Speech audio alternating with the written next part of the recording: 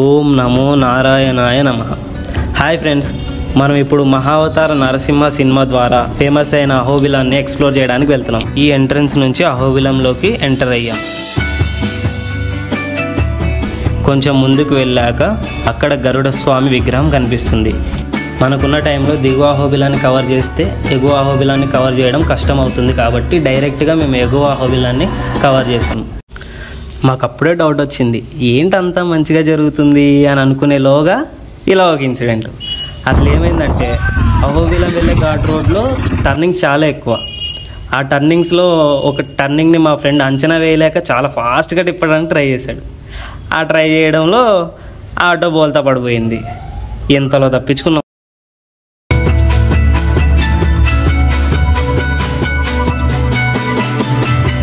దిష్టి తీసి వచ్చినాం. ఎట్లా రాయదండి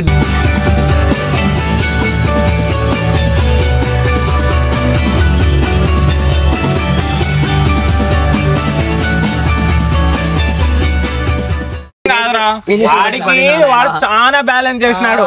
అంత బరువుకి ఆటో పడిపోయేది. ఇట్లే కనుక ఉంచింటే ఈ టర్నింగ్ పడిపోదు. నేను ఏం చేసిన యువతలు తిప్పిన, పడలేదు ఆటో.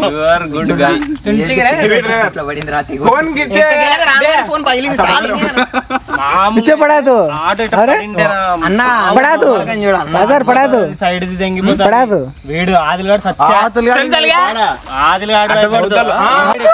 అటు సైడ్ నేను తిప్పినారా స్టీరింగ్, అర్థమైందా? ఆదిలగాడు వైపు పడుతుండే. ఇప్పుడు జోబులో ఫోన్ ఇట్లా కడుచుకోమైన ఫోన్ బయలుదేరింది.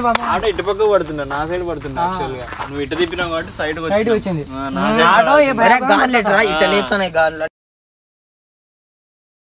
సాక్షాత్తు శ్రీ లక్ష్మీ నరసింహస్వామి గురించి తెలుసుకోవడానికి ప్రయత్నిద్దాం. పురాణాల ప్రకారం సత్యయుగంలో అసురుల రాజైన హిరణ్యకశిపుడు అనే రాక్షసుడు ఉండేవాడు. విష్ణువుకి పరమభక్తుడైన తన కొడుకు ప్రహ్లాదుణ్ణి హింసించగా భక్తుణ్ణి రక్షించేందుకు, సత్యాన్ని కాపాడేందుకు విష్ణువు నరసింహ అవతారం దాల్చారు. ఈ అవతారంలో విష్ణువు సగం మానవుడిలాగాను సగం సింహం రూపంలో దర్శనమిచ్చారు. హిరణ్యకశిపుణ్ణి సంహరించడానికి స్తంభం నుంచి వెలువడి ఆ రాక్షసుణ్ణి సంహరించాడు. ఆ దృశ్యాన్ని చూసి దేవతలు ఆశ్చర్యంతో అహోబలం అహోబలం అని అనగా ఆ ప్రాంతం పేరు అహోబిలంగా ప్రసిద్ధి చెందింది.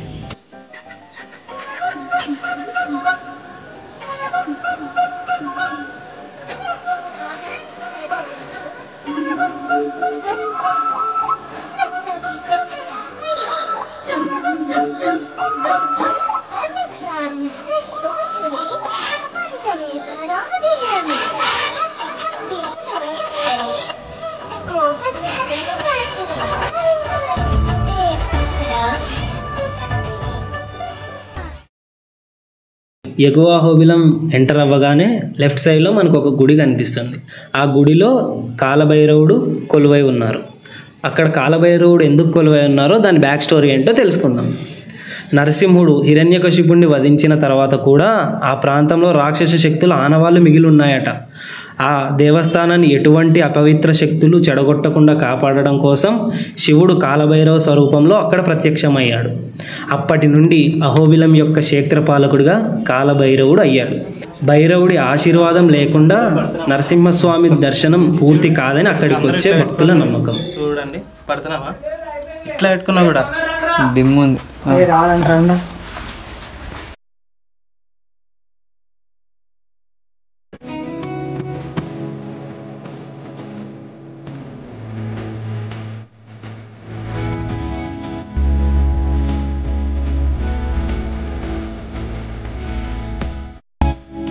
మేము ఎగువ అహోబిలం, ప్రహ్లాదుడి బడి, మాలోల నరసింహస్వామి గుడి, ఉగ్రస్తంభం, జ్వాల నరసింహస్వామి గురించి ఈ వీడియోలో కవర్ చేసాం.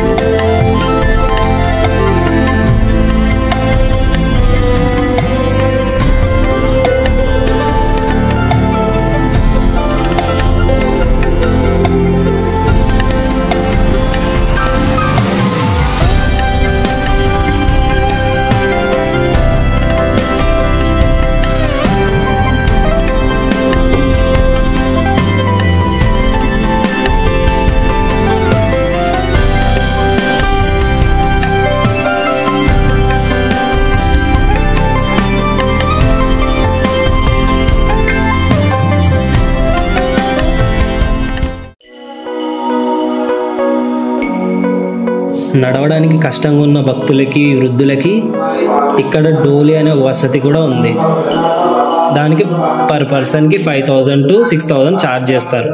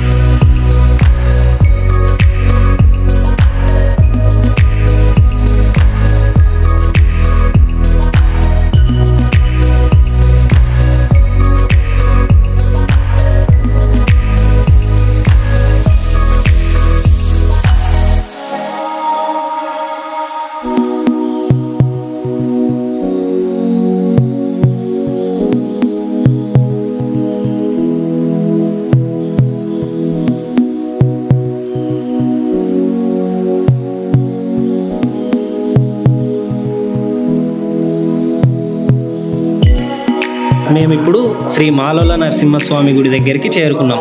స్వామివారు ఇక్కడ 4 చేతులతో తన ఒడిలో లక్ష్మీదేవిని కూర్చోబెట్టుకొని శాంతి స్వరూపంగా భక్తులకి దర్శనమిస్తారు.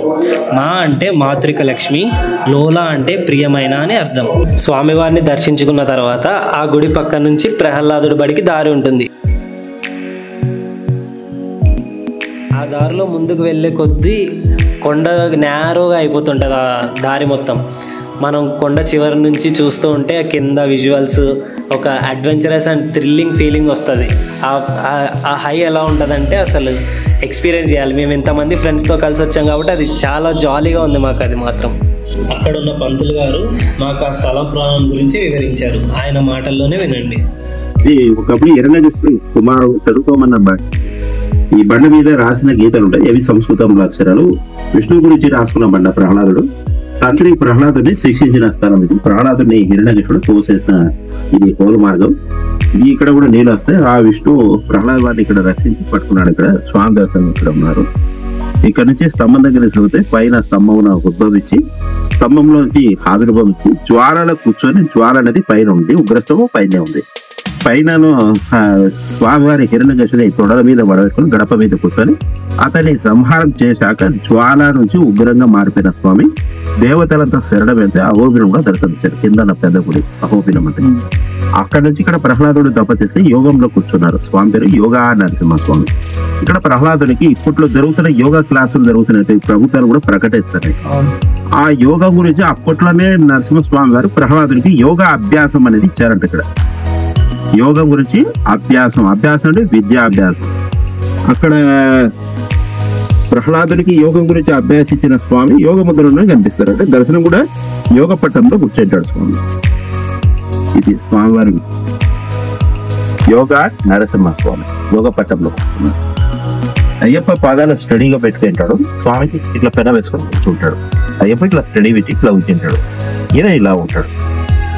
స్వామివారి ఇక్కడ ఆనందంలో ఉంటాడు. మొదటిలో త్రినేత్రం ఉంటుంది, జ్ఞాన నేత్రం ఉంటుంది. జ్ఞానం ప్రసరిస్తాడు. చదువుకోవాలన్నా ఉద్యోగం కానీ ఏదైనా కానీ జ్ఞానం కలగంది ఏది ఇంకో జ్ఞాన విద్యాబుద్ధులు వస్తాయి ఇక్కడ స్వామివారు. శుక్రాచార్యుడు రాక్షసుల గురువు. చండామారకులు కూడా వారి పండితులు అన్నమాట. ఇక్కడ ప్రహ్లాదుడికి విష్ణు గురించి రాసుకున్నాడని విష్ణువే ఇక్కడ కూర్చొని ప్రహ్లాదుడికి ఆయన్నే బోధించడం.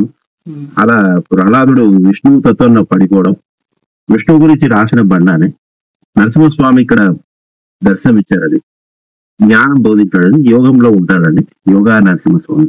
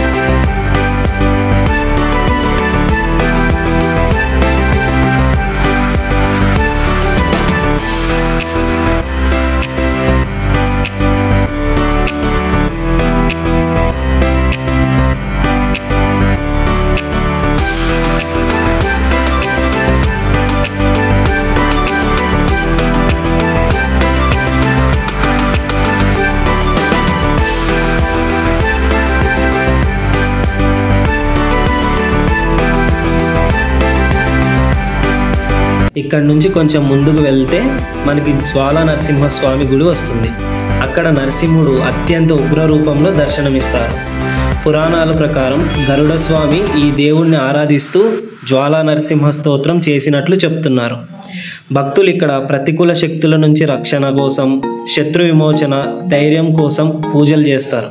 ఆలయంలో అగ్నిహోమాలు అనేవి చాలా ముఖ్యమైనవి, ఎందుకంటే ఇది అగ్ని రూప నరసింహుడు కాబట్టి.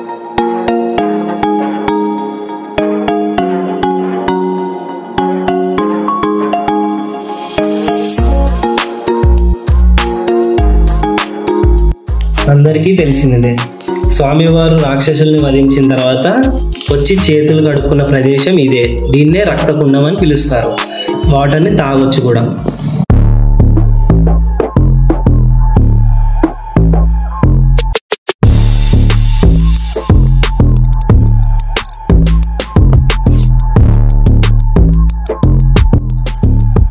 మనం ఇప్పుడు ఉగ్రస్తంభానికి స్టార్ట్ అయ్యాం. ఈ దారంతా చాలా రాళ్ళు రప్పలతో నిండింది. నడవలేని వాళ్ళు, కొంచెం ఎవరైనా పేషెంట్స్ లాగా ఉంటే వాళ్ళు వెళ్ళడానికి చాలా కష్టం. ఈ దారిలో ఎంత జాగ్రత్తగా ఉండాలంటే అంత జాగ్రత్తగా ఉండాలి. కొంచెం స్లిప్ అయినా అంతే. ఇంకా మనం వెళ్ళే దారంతా రోప్స్ కట్టి ఉంటాయి. ఆ రోప్స్ సహాయంతో మనం ట్రెక్కింగ్ ప్రతి చోట చూసుకొని ఉండాలి. ఒక మనిషికి ఒక 10 మీటర్స్ దూరంగా నడిస్తేనే మనకి చాలా సేఫ్గా ఉంటుంది ఇక్కడ.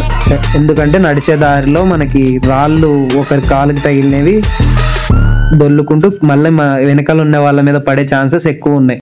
ఎవరైనా కానీ బాగా హెల్దీగా ఉన్న వాళ్ళు, చేయగలం ట్రెక్కింగ్ అనే వాళ్ళు మాత్రం వెళ్ళడం సేఫ్.